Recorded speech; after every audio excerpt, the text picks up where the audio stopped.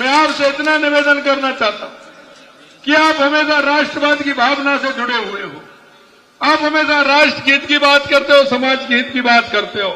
मुझे इस बात की खुशी है, आप राजस्थान की उस वीर भूमि से आते हैं, महाराणा प्रताप की धरती से आते हैं, आप पन्ना ढाई की धरती से आते हैं जो त्याग की मूर्ति है, आप मीराबाई की भक्ति की धरती से आते हैं, और आप पर्यावरण की देवी हमारी मां अमृता देवी जिन्होंने अपने को जीवन समर्पित कर दिया अपनी बेटियों के साथ, ऐसे हमारे पर्यावरण प्रेमी हमारी मां अमृता देवी की धरती से आते हैं। आपके मन में जो विचार है, आपके मन में जो विश्वास है, आपने जो अपने मन में विश्वास है, राष्ट्रवाद की भावना और इस देश को आगे बढ़ाने की भावना आपके मन में है। आप अपनी संस्कृति, अपना विचार को लेकर के चलने वाले लोग हैं। हम वो लोग हैं जो दुनिया में अपनी संस्कृति और अपने विचार से पहचाने जाते थे। अरे मैं आपसे इतना निवेदन करना चाहता हूं मेरे भाई और बहनों, आप उस धरती से उस धरती पर आए हैं जिसका इस आजादी की लड़ाई में इस बंगाल की धरती का बहुत बड़ा योगदान रहा है। आपने देखा होगा यह जिस तरह से आध्यात्म के क्षेत्र में स्वामी विवेकानंद, रविंद्रनाथ टैगोर और आपने आधुनिक राजनीति के प्रणेता जो इस भारतीय जनता पार्टी और जनसंघ के जिन्होंने नींव रखने का काम किया और विचार को ऊपर उठाने का काम किया, ऐसे डॉक्टर श्यामा प्रसाद मुखर्जी की धरती के आप लोग हैं। मैं आपसे इतना ही कहना चाहता हूं, आजादी के बाद जिस तरह की स्थिति इस देश में बनी थी, डॉक्टर श्यामा प्रसाद मुखर्जी ने जब देखा कि देश जिस दिशा में जा रहा है, तुष्टीकरण के आधार पर चल रहा है, उन्होंने उस मंत्रिमंडल से इस्तीफा देकर के उस कश्मीर के लिए अपने आप को झोंक दिया और अपने आप को बलिदान कर दिया।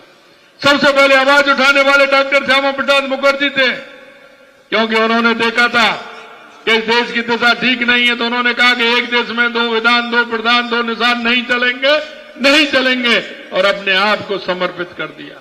हम उनकी भावना के लिए, उस राष्ट्रवाद के लिए, राष्ट्र को मजबूत करने के लिए आज हम लड़ रहे हैं। आपने देखा था 2014 से पहले इस देश की स्थिति क्या थी, इस देश में कितना बड़ा परिवर्तन 2014 के बाद देश के यशस्वी प्रधानमंत्री नरेंद्र मोदी जी के नेतृत्व में हुआ है।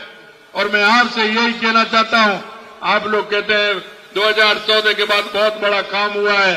अरे काम तो बहुत बड़े बड़े हुए हैं, लेकिन अभी बहुत कुछ बकाया है, बहुत कुछ बकाया है। स्वामी विवेकानंद जी ने कहा था, युवाओं से आह्वान किया था कि उठो और जागो, इस देश दुनिया पर छा जाओ, ये दुनिया सारी आपकी मुट्ठी में होगी। वो समय आ गया है।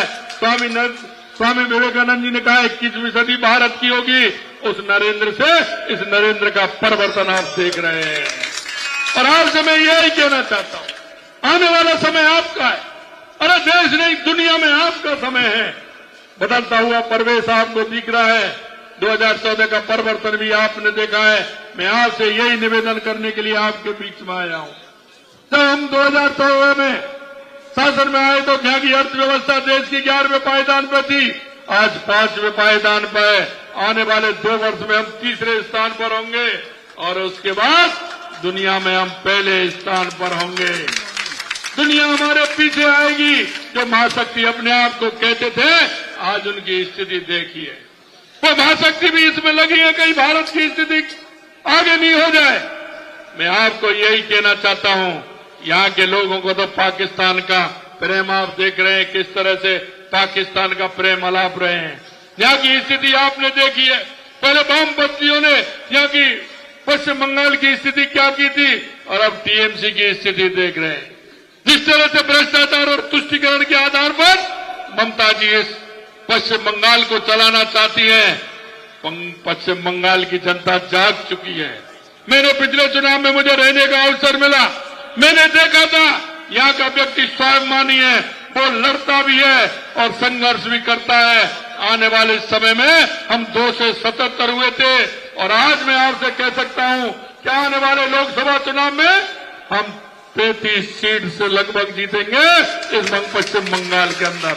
और आने वाले विधानसभा के चुनाव में यह भारतीय जनता पार्टी की सरकार बनेगी, डबल इंजन की सरकार बनेगी।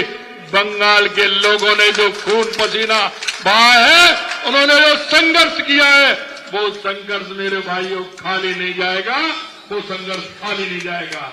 मैं मेरे प्रवासी भाइयों से इतना निवेदन करना चाहता हूं। मेरे भाइयों, आपने देखा है, आप हमेशा जिस तरह के काम करते हैं, राष्ट्रवाद को लेकर के चलते हैं, आप देश की संस्कृति को लेकर के चलते हैं और समाज में जिस तरह से सेवा का काम करते हैं, मुझे इस बात की प्रसन्नता है कि मेरे राजस्थान के भाई बहन आज भी उन जड़ों से जुड़े हुए हैं, राजस्थान की उन जड़ों से जुड़े हुए हैं जो स्वाभिमान की धरती है, शक्ति की और भक्ति की धरती है, सामाजिक कार्य में सबसे आगे रहती है। आज भी मैं जब सुनता हूं आप गौशाला के लिए यहां काम कर रहे हैं, आप ब्लड डोनेशन का काम कर रहे हैं, आज ये शमशानों को सुधारने का काम कर रहे हैं, और समाज में रह करके उन दीन दुखियों के साथ उनके शादी ब्याह से लेकर के सारे सामाजिक क्षेत्र के काम पश्चिम बंगाल के अंदर रह करके कर रहे हैं। मैं आपसे इतना ही कहना चाहता हूं, आप इस पर काम करें, और अच्छी बात है जिस तरह से आप काम करते हैं। राजस्थान के मुख्यमंत्री होने के नाते मैं आपसे इतना निवेदन करना चाहता हूं, राजस्थान में 4-5 महीने पहले आपने सरकार बनाई है, उसके लिए मैं आप सभी को बहुत बहुत धन्यवाद और साधुवाद देना चाहता हूं। और आपके मन में जो भाव है, आपके मन में जो विचार है कि प्रवासियों के साथ में राजस्थान के अंदर क्या होना चाहिए, आने वाला समय आपका है, आप चिंता मत करिए। हर स्टेट ऐसी कोई नहीं होगी जहां प्रवासियों के लिए एक मेरा अधिकारी नहीं बैठेगा और सारी समस्याओं का समाधान नहीं करेगा। हमने विचार किया है, क्योंकि पूरे देश के अंदर मेरे को जाने का मौका मिला है, हर जगह मेरे को, हर प्रदेश में मेरे प्रवासी भाई मिलते हैं, कहते हैं ना, जहां नहीं पहुंचे रेलगाड़ी वहां पहुंचे बैलगाड़ी, और जहां नहीं पहुंचे बैलगाड़ी वहां पहुंचे मारवाड़ी। तो मुझे पता है कि सभी जगह मेरे मारवाड़ी भाई और प्रवासी भाई हैं। निश्चित रूप से आने वाले समय में आपकी उसी हिसाब से, प्रदेश के हिसाब से हम काम करेंगे। और आपसे आह्वान भी करना चाहता हूं, क्योंकि पहले वहां भी कांग्रेस की सरकार थी, उन्होंने भी हमारे प्रवासी भाइयों पर ध्यान नहीं दिया। मैं आपसे इतना ही निवेदन करना चाहता हूं, राजस्थान में आइए और अपने उद्योग भी लगाइए, आपको सिंगल खिड़की मिलेगी, उस पर सारे काम होंगे, आपको पूरी तरह से पूरा काम होगा, ये मैं आपके बीच में विश्वास दिलाना चाहता हूं। कई जगह मैं जाता हूं, मेरे से लोग कहते हैं कि साहब हमारी हवेली है, हमारा मकान है, हमारी दुकान है, हमारी खेती है।